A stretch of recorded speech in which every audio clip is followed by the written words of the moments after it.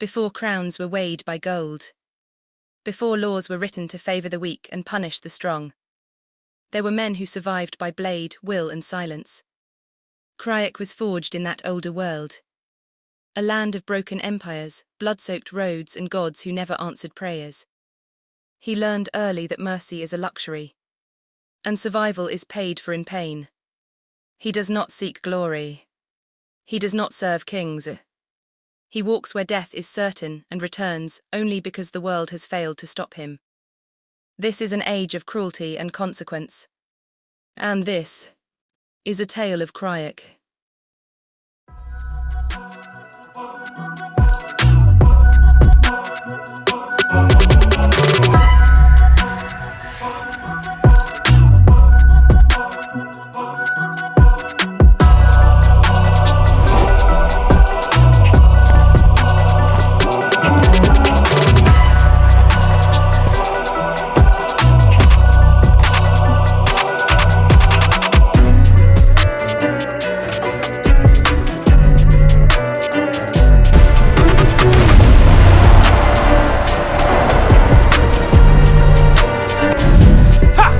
You've got, you lumbering beasts! Keep running, my fierce one! We'll outpace them yet!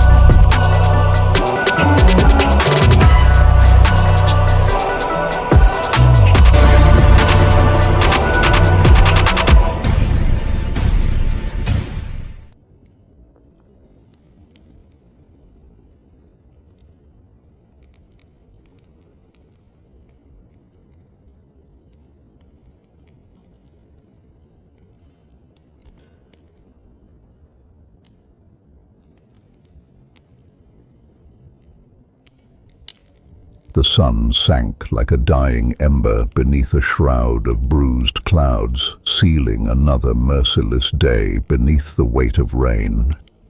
Kriakk trudged through mud that clung to his boots like the hands of the drowned. The storm had not merely fallen, it had conquered. It gnawed at the land. It devoured warmth.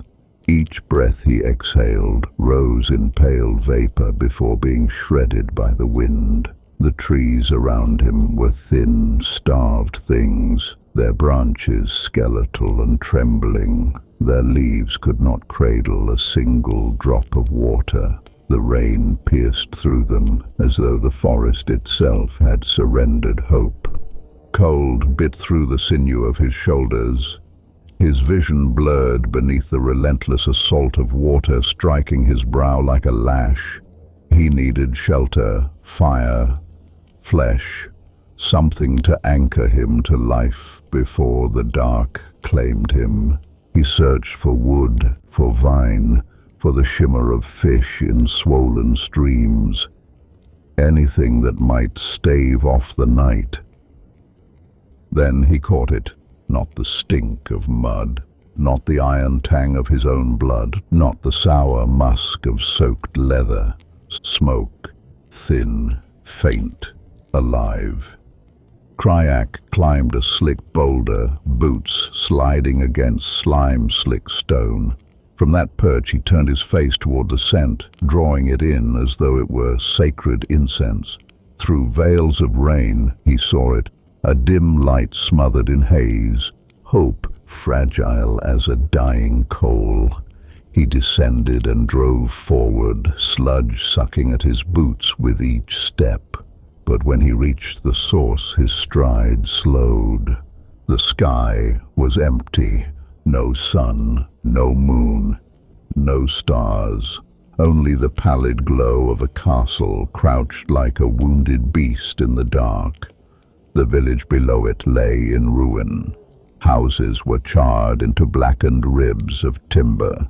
Vermin skittered over broken stone. And the people, they moved, yes, but as husks. Their skin clung to bone in sickly green pallor.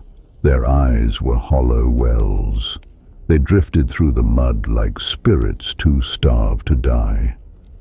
Kriakk approached the castle. No guards barred his path, no banners stirred. The oak doors hung cracked and crooked, as though even the hinges had lost the will to resist decay. Inside, the air tasted of soot and despair. A velvet carpet led to a throne beneath walls, adorned not with banners, but skulls, human and beast alike, arranged like trophies of famine. And upon that throne sat a woman. She was beautiful in the way dying stars are beautiful, distant, fragile, almost gone. Her body was wasted thin, her skin pale as frost. Her dress hung in torn, ashen folds.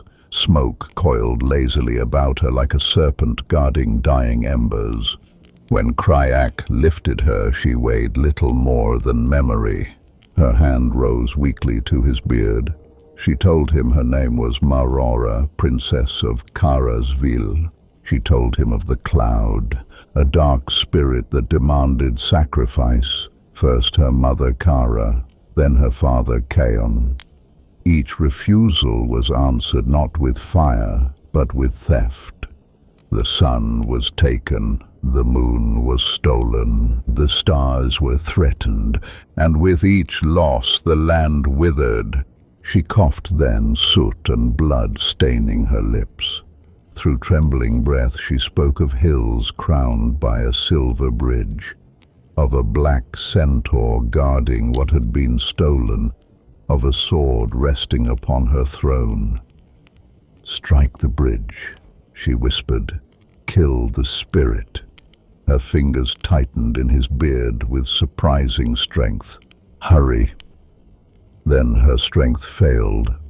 Kriakk rose slowly. The great sword beside the throne gleamed untouched by ruin, its edge keen, its steel hungry. It felt balanced in his grip, as though it had waited for him. He laid Marraura back upon her throne and left the castle without another word. The hills were carved by wind and grief. Beneath them, a ravine cradled a narrow river, and the silver bridge arched across it like a blade of light. Kriakk struck one plank loose. Then he waited. The centaur came, two-headed, black-furred. Its hide swallowed light. Its hooves cracked stone with each step. When it stumbled upon the broken plank, both heads snarled in fury. Pride wounded more deeply than flesh. Kriakk emerged. Steel answered insult. The creature fought hard, but not wisely. Its rage scattered its strikes. Kriakk's were measured, efficient. One neck parted beneath his blade. The second head begged. It offered the sun in exchange for breath. Kriakk found the glowing orb hidden within the creature's gear, warm even in the cold. He severed the final head without hesitation. The sun pulsed faintly within the pouch at his side, but the sky remained black. Further into the hills stood a bridge of gold. Again he struck. Again he waited. This centaur bore 7 heads. When it fell upon his hidden blade, its fury shook the ravine. Kriakk pierced its belly and sent the beast tumbling into the river below. He did not grant it recovery. 5 heads fell in a storm of steel before it could rise fully. Blood darkened the water. The wounded monster fled.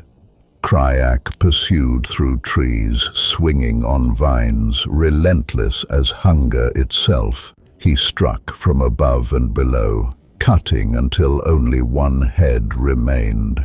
That final head pleaded, offering the moon, promising the location of the stars. Kriakk dug the moon from the corpse of one fallen neck. Pale and cool as winter bone, the creature tried again to bargain. Kriakk studied it, once proud, now pitiful. "Trusting a monster is a dangerous game," he murmured. His blade ended the discussion. The moon joined the sun in his pouch. Still the heavens were empty. The north was death-white. Snow scoured the land where warmth had long ago fled. Upon a mountain peak lay the final guardian, a centaur of 9 heads, vast as a war engine, sleeping amid a scatter of stolen stars. The stars were not light alone, they were matter, cold and sharp beneath his hands. Kriakk crushed several into jagged dust. Then he moved. He stomped the beast's muzzle and hurled stardust into its waking eyes. 9 heads screamed as one. He cut the hind leg tendon first, but his strength exceeded calculation. The leg tore free. The beast collapsed. Kriakk did not pause. Steel rose and fell. Thwack, swing, split, crack. Heads fell like rotted fruit from a storm-beaten tree. At last, only one remained, wheezing curses through broken teeth. It accused him, it begged him, it invited death. Kriakk gathered the scattered stars in silence. "You take," he said at last, "but you never mend." He left the final head to bleed into the snow. The pouch at his side burned with celestial fire. The sun rose, the moon climbed, the stars returned to their stations. Warmth spilled across the world like forgiveness. When Kriakk descended, the silver bridge shimmered with grapevines heavy with fruit. The golden bridge sprouted potatoes in rich soil. The well brimmed with sweet water. He gathered all of it. He returned not merely with light, but with sustenance. The village stirred with strength. Color returned to hollow cheeks. Children laughed through mouths still thin from hunger. Marraura stepped from the castle into the dawn. The light revealed her fragility, but also something else. Hope. She embraced him before remembering herself. Her parents, she told him quietly, had already perished days before he arrived. The sky's return could not wake the dead. Kriakk bowed his head, then he agreed to hunt for their feast. The storm had ended, but in its passing it had carved something new into the land and into the hearts of those who survived. Kriakk walked toward the forest once more. Blood dried upon his hands, dirt upon his boots, a faint smile beneath his beard. The world was cruel, but it was not yet beyond saving.